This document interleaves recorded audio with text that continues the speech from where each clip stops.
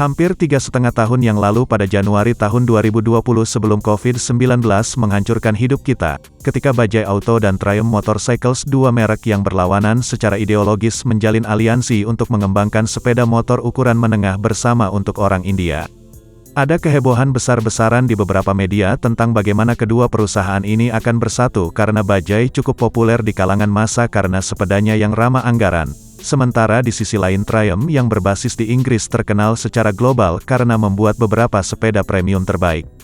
Maju cepat ke tanggal 27 Juni tahun 2023 itu adalah hari ketika Bajaj Triumph meluncurkan dua sepeda motor pertama yang dikembangkan bersama di London dari sekian banyak yang dijadwalkan diluncurkan di tahun-tahun mendatang.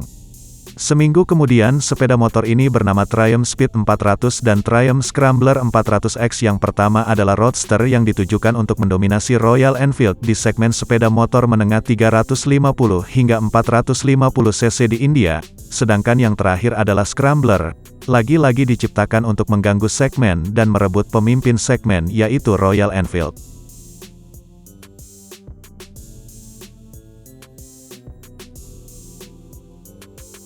Triumph Speed 400 mengambil isyarat gaya dari sepeda motor merek yang lebih besar dalam jajaran klasik modern seperti Twin 900 dan 1200, memamerkan siluet Triumph yang ikonik dan tangki bahan bakar pahatan yang khas. Speed 400 adalah head turret, atau setidaknya saya berpikir begitu.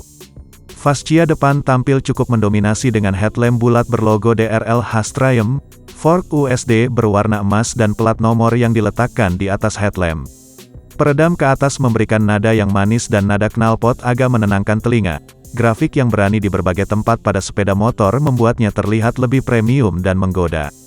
Speed 400 tersedia dalam 3 warna cat dalam bentuk Carnival Red, Caspian Blue dan Phantom Black.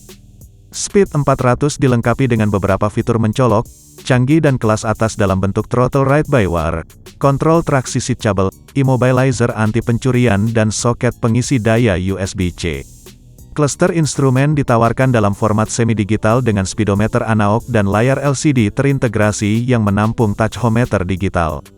Selain itu Anda melihat jarak bahan bakar yang tersisa dan indikator gigi yang menonjol. Sangat mudah dan sederhana untuk membaca informasi dari sini.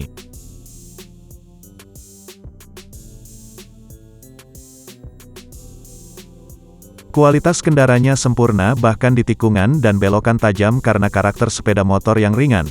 Untuk yang tidak berpengalaman beratnya hanya 176 kg yang kira-kira 15 hingga 20 kg lebih ringan dari rival beratnya. Motor ini cukup stabil dan gesit di sebagian besar waktu, berkat platform mesin tunggal baru yang dibantu dengan cakap oleh rangka baru dalam pengaturan sasis. Ketinggian jok dipatok pada 790 mm yang bahkan lebih baik untuk pengendara dengan tinggi pendek seperti 5,1 inch dan 5,2 inch. Ketinggian tempat duduk yang lebih pendek memastikan orang bertubuh kecil dapat menginjakan kaki dengan nyaman saat duduk dan berkendara. Sejauh menyangkut kenyamanan kursi ini adalah yang terbaik, posisi setang yang tegak semakin membantu menonjolkan kualitas kendara. Berbicara tentang pengaturan suspensi, Triumph Speed 400 menawarkan garpu USD 140 mm di depan dan monoshock 130 mm di belakang.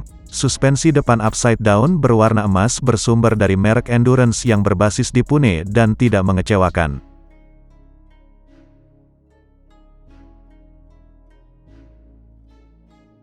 Triumph Speed 400 ditenagai oleh mesin bensin berpendingin cairan injeksi bahan bakar silinder tunggal 398 cc baru yang tidak memiliki kemiripan dengan powertrain KTM atau Bajaj yang diproduksi sebelumnya.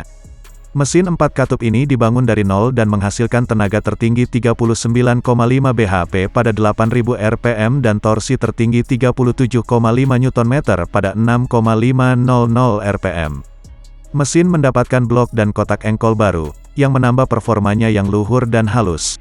Ini memiliki rasio power to weight dan torsi to weight terbaik di segmennya yang cukup terlihat dari performa yang Anda dapatkan di jalan, itu sama-sama mampu di jalan seperti di atas kertas. Dalam media briefing menyatakan bahwa motor ini dapat mencapai 0 hingga 60 km per jam dalam waktu kurang dari 3 detik dan sprint 0 hingga 100 km per jam hanya dalam 7 detik. Dan mereka benar sekali karena roket saku ini terbang begitu mudah di jalanan.